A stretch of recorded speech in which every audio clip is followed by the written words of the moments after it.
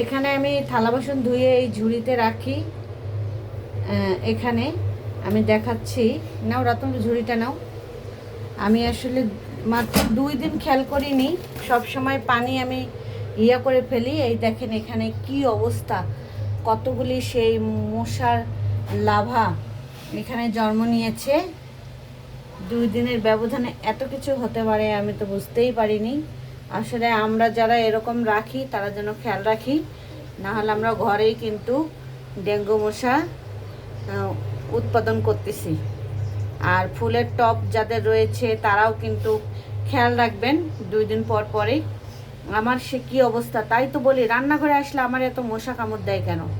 দেখেন এখানে সুযোগ পেয়ে একদম অনেকগুলা করেছে। দেখেন, ওয়ারে আল্লাহ, আমারও তো সেই উড়ি, সেজন্য তো হাই হাই হাই।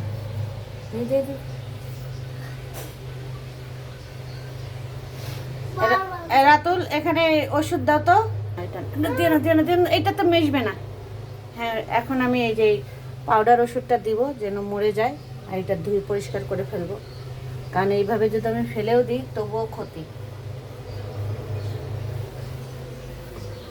আমি তো বুঝতেই পারি না এরকম হইতে পারে।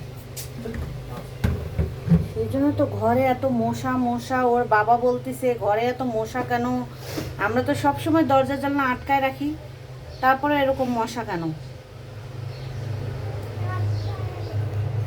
এই ভুল আর আমি কখনোই করব না, কারণ অনেক বড় ধরনের ক্ষতি হতে পারতো। কারণ আমার 3টা বাচ্চা রয়েছে। কারণ ডেঙ্গু জ্বর অনেক ভয়ানক, মানুষ মরেও যেতে পারে এরকম অবস্থা। আসলে আমরা যেন সতর্ক হই। আসলে আমিও